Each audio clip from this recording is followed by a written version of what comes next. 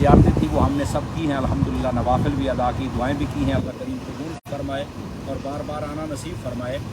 ये जो back side पे अगर कैमरे वाला दिखा सके जो पहाड़ नज़र आ रहा है इसको जबल सिवा कहते हैं। ये इस जानिब ये खंदक है और इसकी उल्टी जानिब यानी अपोजिट साइड पे अगर आप चले जाएं तो वहाँ पर एक गार है जिसको गार सईदा कहते हैं। नबी पाक सल्लल्लाहु अलैहि वसल्लम के बारे में आपने सुना होगा कि आका करीम अलैहिस्सलाम गार में चल के अपनी उम्मत की बख्शिश व मग़फ़िरत के लिए रोया करते थे।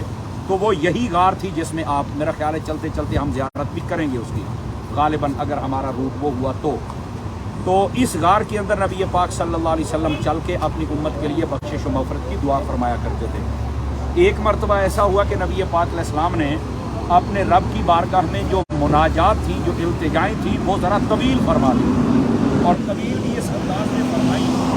एक दिन गुजर गया, दूसरा दिन गुजर गया, तीसरा दिन गुजर गया, 3 दिन तक मुसलसल नबी पाक सल्लल्लाहु अलैहि वसल्लम यहाँ पर तशरीफ़ फरमा रहे और अपना सर सजदे में रखा और अल्लाह रब्बुल इज़्ज़त की बारगाह में अपनी इस उम्मत के लिए मग़फ़िरत की दुआ तलब फरमाते रहे। यहाँ तक कि सहाबा इकराम अलैहिम रिज़वान वो परेशान हुए कि आका करीम अलैहिस्सलाम कहाँ तशरीफ़ ले गए।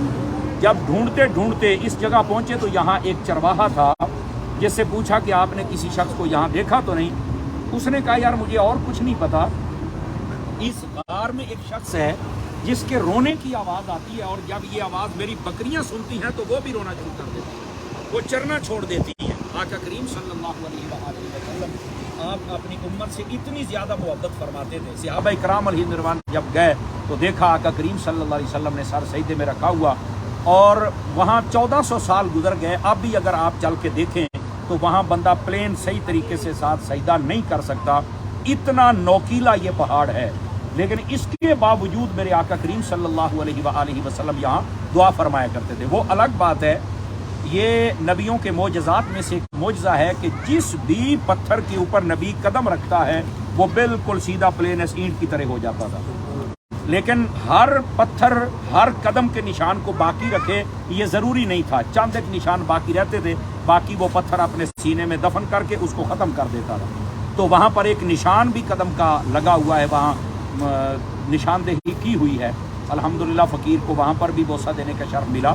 तो ये वो मकाम है जहाँ पर नबी पाक सल्लल्लाहु अलैहि वसल्लम ने दुआ फरमाई, सहाबा किराम पहुँचे। फिर उसके बाद अल्लाह रब्बुल इज़्ज़त ने आपको बशारत भी अता फरमाई। कुरान मजीद बुरहान रशीद की बेशुमार मकामात में और सूरह वद्दुहा पढ़ें तो उसमें फरमाया वाला सौफ़ युअतीका रब्बुका फतरदा, ए महबूब हम आपको इतना देंगे कि आप राज़ी हो जाएंगे।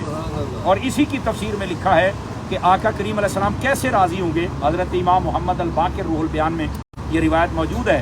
फरमाते हैं कि आका करीम अलैहिस्सलातु वस्सलाम से जब हमारे बड़ों ने पूछा कि आप कैसे राज़ी होंगे तो फरमाया मैंने उस वक्त तक राज़ी नहीं होना जब तक मेरा एक एक उम्मती जन्नत में न दाखिल हो जाए। तो आका करीम अलैहिस्सलाम ने इस गार के अंदर हमारे लिए वो दुआ फरमाई थी। हमें भी चाहिए कि हम नबी पाक सल्लल्लाहु अलैहि वसल्लम की बातों को मानें और आका करीम की ज़ात पर दुरूद पाक पढ़ें। और जो आका हमसे मोहब्बत करते हैं हम उतनी तो नहीं कर सकते, लेकिन कम अज़ कम इतनी मोहब्बत तो करें ना कि हमारे जो आदात व अतवार और अक़वाल है उनसे मालूम हो, ज़ाहिर हो कि ये आका करीम अलैहिस्सलाम का दीवाना और उनका मानने वाला है। अल्लाह करीम हम सब की हाज़री कबूल फरमाए और बार बार यहाँ आना नसीब फरमाए।